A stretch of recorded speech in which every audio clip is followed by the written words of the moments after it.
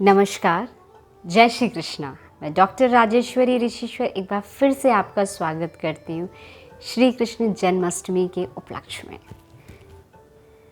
आज बात की जाती है श्री कृष्ण जन्माष्टमी में उस स्वरूप की, माँ यशोदा की, कि वो देवकी नंदन होते हुए भी आज भी जब हम कोई भजन, कोई गीत देखते हैं तो कहते हैं यशोदा का नंद लाला, जग का दुलारा है।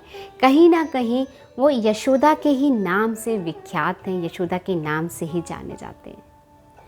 उनका वो बाल रूप, वो बाल लीलाएं जो माँ यशोदा के साथ की हैं, जो ब्रज की लीला है, जिसे सुनकर आज संपूर्ण भूलोक आनंदित होता है, उस समय उन्होंने माँ यशोदा के साथ बिताया। तो ऐसा क्या बड़भागी, क्या पुण्य था उनका कि माँ यशोदा के आंगन में उन्होंने ये लीलाएं करी।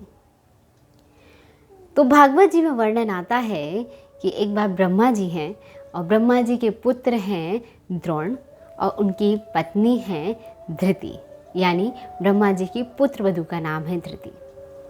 जब ब्रह्मा जी को ये ज्ञात होता है कि भगवान अवतार लेने जा रहे हैं, तो भगवान के अवतार के वक्त वो भगवान के पास जाते हैं और कहते हैं, प्रभु आप अवतार लेने जा रहे हैं, मैं चाहता हूँ कि आपके सकल विग्रह का, आपके जीवंत विग्रह का, जीवंत विग्रह का जो स्वरूप है, उस विग्रह के स्वरूप को मेरे पुत्र और मेरी पुत्र वधू सजीव करें, मतलब उसका लालन पालन करें, उसको जीवंत करें। भगवान उनकी भक्ति को देखकर, उनके प्रेम पूर्ण आश्रय को देखकर इसे स्वीकार कर लेते हैं, क्योंकि वो जानते हैं कि यशोदा जो हैं उनमें समर्पण और साध्य दोनों की भावना बहुत अधिक प्रबल है। मतलब वो इतने समर्पित भाव से, इतने समर्पण के साथ वो कर्म करती हैं कि भगवान को उनके लिए जीवंत ही होना पड़ता है। चाहे वो माखन की लीला हो, चाहे ओखल से बांधने की लीला हो, चाहे परमात्मा के प्रेम में अपने आप को अश्रुधारा में वियोग की लीला हो, वो हर लीला को बहुत बखूबी निभाना जानती थी। क्यों जानती थी? क्योंकि उनके अंदर परमात्मा के प्रति अथाह समर्पण था। वो परमात्मा से इतना प्रेम करती थी कि जहाँ समर्पण और साध्य दोनों एक हो गए। इस एकाकार को, सिद्धांत को दिखाने के लिए परमात्मा ने, यानी भगवान श्री कृष्ण ने 11 वर्ष, 11 महीने और 11 दिन गोकुल में बिताए थे, ब्रज में बिताए थे।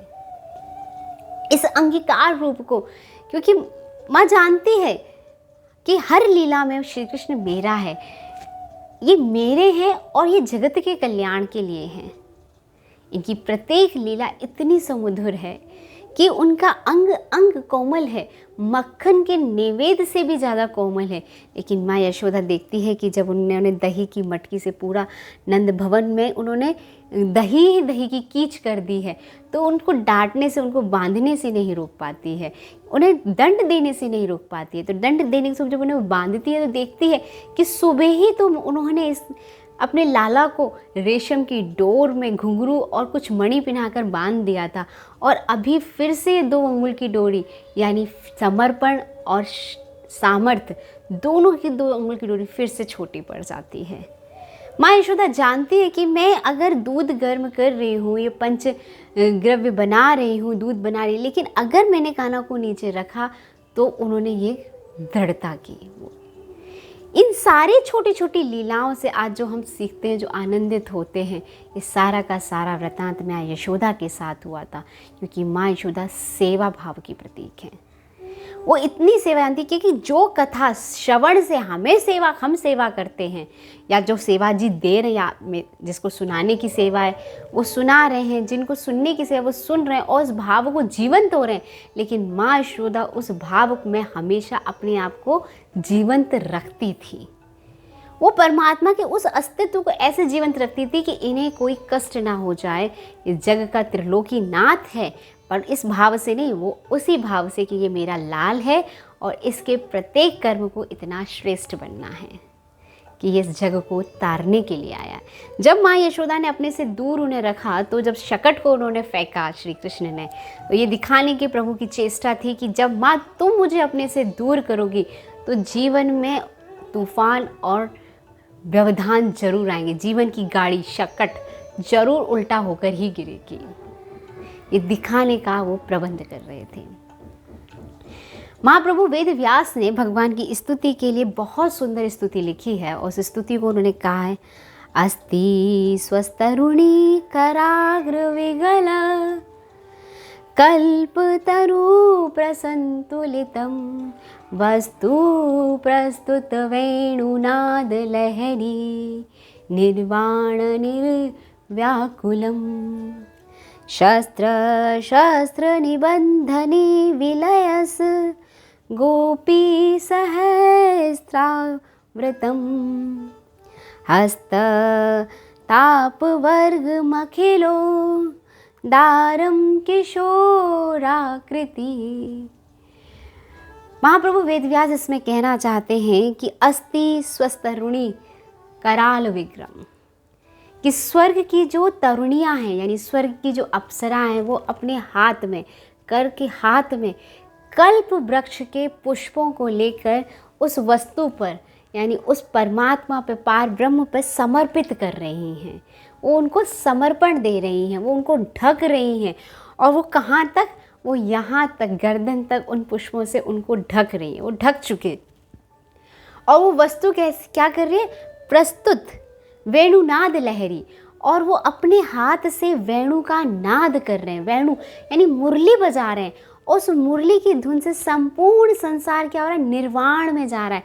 जिस निर्वाण समाधि में बैठने के लिए सारा संसार तप करता है, जप करता है, हवन करता है, होम करता है, यज्ञ करता है, लेकिन वो वेणुनाद के श्रवण मात्र से संपूर्ण जगत कहाँ पहुँच रहा है? निर्वाण समाधि में पहुँच रहा है, निर्व्याकुलम हो रहा है, निर्व्याकुलम हो रहा है। क्योंकि जब हिरण को पकड़ने के लिए एक शिकारी भी वेणु बजाता है, लेकिन वो व्याकुल होकर उस शिकारी के जाल में फंस जाता है। लेकिन परमात्मा जब वेणु बजा रहे हैं तो इस भवबंधन से मुक्ति के लिए वेणु बजा रहे हैं, कि मेरे भक्त इस भवबंधन की मुक्त हो जाएं और वो भी निर्माण सुख को प्राप्त हों। इस निर्माण सुख की प्राप्ति के लिए वो वेणु बजा रहे हैं। और कैसे? जब वो वेणु जो बज रही है तो उस दृश्य की झांकी में क्या है कि कृष्ण बैठे हैं और उन्हें सहस्त्रों गोपियाँ चारों तरफ से घेर कर खड़ी हुई हैं। ये इतनी सुंदर झलक हो रही है। और जब वो घेर कर खड़ी हुई है उन्हें, तो उन्हें अपने वस्त्र का, अपनी देह का, वस्त्र का ध्यान नहीं, यानी अपनी देह का, वो अशरीरी भाव में वहाँ है। उन्हें अपने देह का बिल्कुल भी भान नहीं है। वो वहाँ पे हजारों हजारों गोपियाँ खड़ी हैं वहाँ। भगवान एक हाथ से वेणुनाद कर रहे हैं और दूसरे हाथ से क्या दे रहे हैं? सारा का सारा ताप, पा वर्ग को हरने वाले, ताप वर्ग को हरने वाले हैं। पा वर्ग को हरने वाले हैं यानी पाप को, प, फ, ब, भ और मा, यानी पाप को, पाप के फल को, बंधनों को, जितना भय है उस भय को, और मृत्यु को हरण करने वाले। उनसे भगवान क्या करने वाले? उनका हरण करने वाले। और आपको क्या देने वाले? निर्वाण सुख, मोक्ष का सुख देने वाले।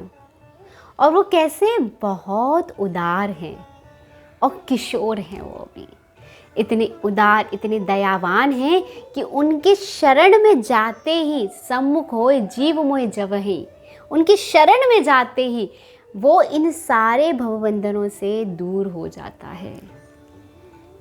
तो आइए इस जन्माष्टमी पर हम अपने यहाँ श्री कृष्ण का जन्म करें और वो वैसे ही यथार्थ सेवा भाव के साथ, माँ यशोदा के सेवा भाव के साथ, तथा अपने आप को इस भवबंधन से मुक्त करने के लिए उनकी ध्यान साधना करें। आप सभी को श्री कृष्ण जन्माष्टमी की कोटि कोटि बधाइयाँ। आप सभी के जीवन में वास्तविक रूप से श्री कृष्ण का जन्म हो, उनका प्रादुर्भाव हो, इसी कामना के साथ जय श्री कृष्ण। अगर मेरी बात अच्छी लगती हो, समझ में आई हो, तो प्लीज़ मेरे चैनल को लाइक करें, सब्सक्राइब करें। जय श्री कृष्ण।